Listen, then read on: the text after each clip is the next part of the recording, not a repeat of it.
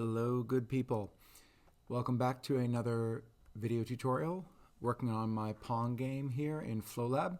And this video is going to be dedicated towards making the background sprite so we can get rid of this solid color here. So the first thing you want to do is you want to figure out what are the dimensions of your background. And so in FlowLab, just come on down here and click on Settings. And then you're going to get two numbers from the width and the height. And this is how many of these little grid squares it is wide and how many of the grid squares it is high. Now you have to remember that each of these grid squares is 32 pixels wide and 32 pixels high. So you're going to take each of these numbers and multiply them times 32. Then you're going to go ahead and go into your painting application, which could be Photoshop, it could be Krita. I'm going to be demonstrating it using the online free paint programs, Piskel and Pixlr. All right, so I'm going to go ahead and get started with Piskel here. I'm going to go ahead and sign in. You always want to sign in so that way you have access to all of your stuff. And then you're going to click on Create Sprite. So Piskel automatically loads up a 32 by 32 sprite, which is too small. So you want to come over here and click on Resize. And then you want to type in the width and the height. So mine is going to end up being 640 by 384.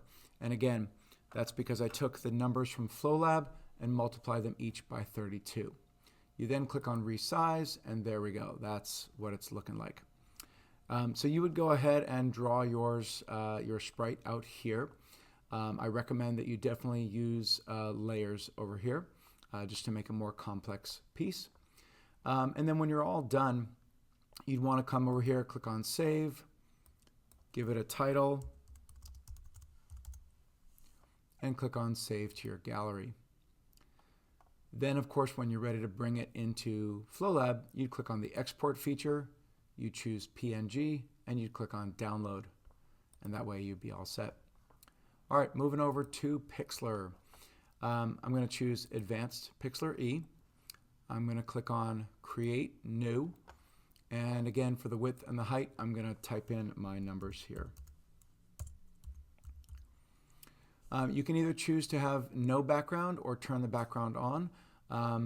I find turning the background on and clicking down here and choosing some sort of color that's close to what you might be going with here.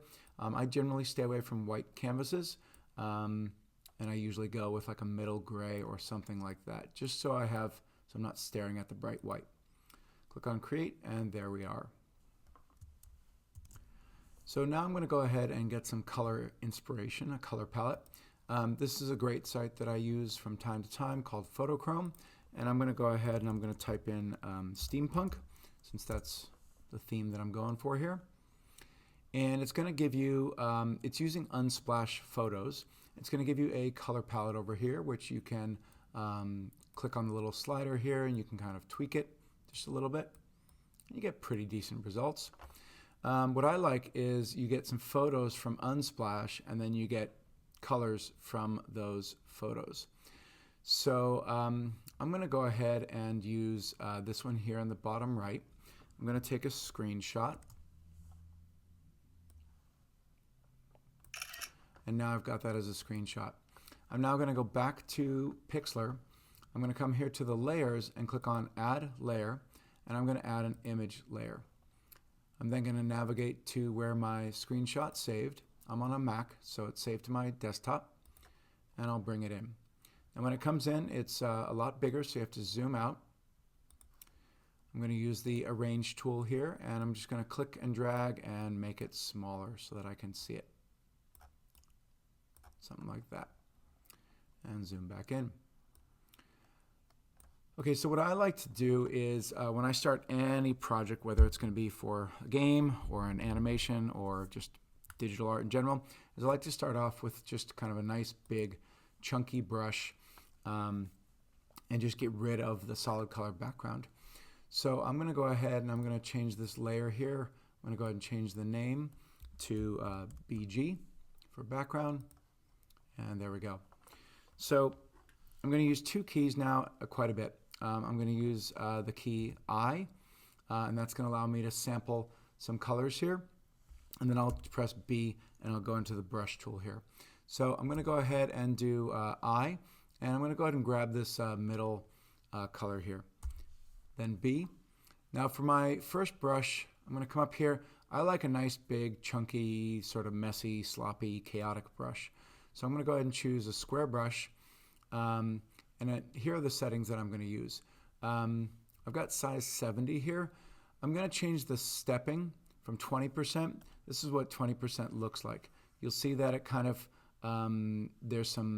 this is the stepping here where you see it doing that. If I lower the opacity,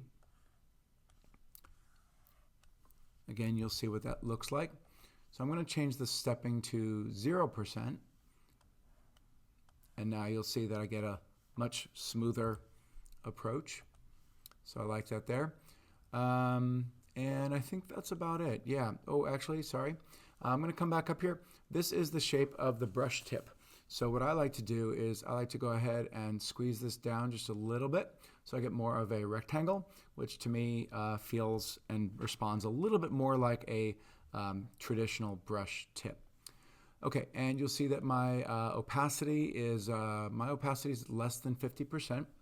And I'm going to go ahead and I'm just going to start blocking in some local color. Local color, if you're not familiar, is basically the main dominant color that's in a piece here.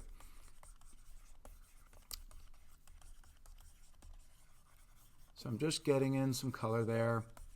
And now every once in a while I'm going to press I, tap, sample, get the color in there, and I'm going to add in some more color variety here. I do tend to change the brush size every once in a while, just so that way the brush strokes aren't the same. To change your brush stroke to change your brush size really quickly, you can press the comma key to make it smaller, and you can press the period key to make it larger. So I just do that for some variety. I'm going to get some of this kind of bluish gray color here. Change the opacity, go a little bit lower, a little bit larger in brush size, and just block in some of that bluish gray. The nice thing about gray when adding it to any color is that it tends to bring out the other color. It's a little bit like the salt, I find, of the color world, where it just enhances. And it's also, since this is kind of a cooler blue-gray, it's making the overall piece feel a little cooler. And since I'm going for steampunk and I'm going for metal, that's kind of what I want. All right, so now I'm going to go ahead and grab the darkest color here. And I'm just going to go around the borders here just so I can get that kind of darker overall sort of frame.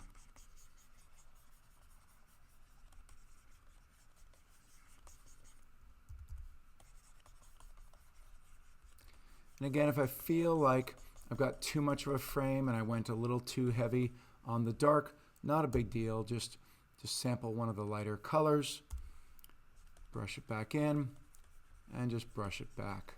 Again, if it's too much, lower the opacity. It means you do have to go over it a little bit more, but it's totally worth it.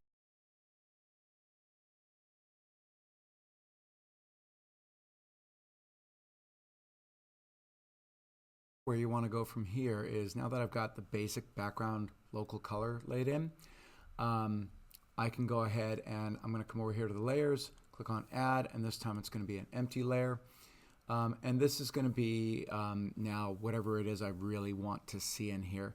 So if I'm doing steampunk, I might want to add in some, again, more details, maybe some metal plating, some cracks, some damage, some brass, some copper, things like that. But I'm drawing on an empty layer here, and I can go ahead and add that in. So I will continue adding in detail over the process, but this is basically it. I'm going to kind of fast forward and let's pretend that this is completely finished. And so when you're done adding in all your details and it feels pretty good, you're going to come up here in Pixlr and do File Save, And I always recommend doing 2 saves. The first save is going to be a PXD. And I'll just go ahead and call this Pong BG. And you're going to save it as a PXD. The PXD is going to save all your layers, so that way you can always come back and you can fully edit. So that's kind of your master file. Then when you're ready to bring it into FlowLab, you want to make sure that you have any unnecessary layers turned off, like that. And then you want to do one last save, and you want to do File Save. And this time it's going to be, it can either be a JPEG or a PNG. I always recommend PNG. And I'll go ahead and just call this Pong BG. All right, download. And even though, again, my example here is not finished, we're going to pretend that it is. And I'm going to go back here to FlowLab. I'm going to come down here to where it says Layer, and I'm going to go to the background layer. And then I need to actually create the sprite. You'll see that here in my library, I don't have any objects. So I'm going to go ahead and click in an open space, click Create. I'm going to go ahead and call this BG for background. Edit Sprite, upload here, choose the file and go to my downloads, and here's my example, and there we go. Say OK and drag it into place, and if everything works out, it should fit just fine. Now go back here to Layer, go back to your game world, and when you press play, you should be able to see it and everything should be good. This is where you need to look at it and figure out, does everything work? Is it bright enough? How does it look? I, of course, need some sort of line or something here in the middle that shows the players when they're on the opposite sides and things of that nature. So that was just an overview of how to get started setting up your background canvas and eventually bringing it over into FlowLab. So I hope this helps you out, and I will see you next time. Thank you, everyone.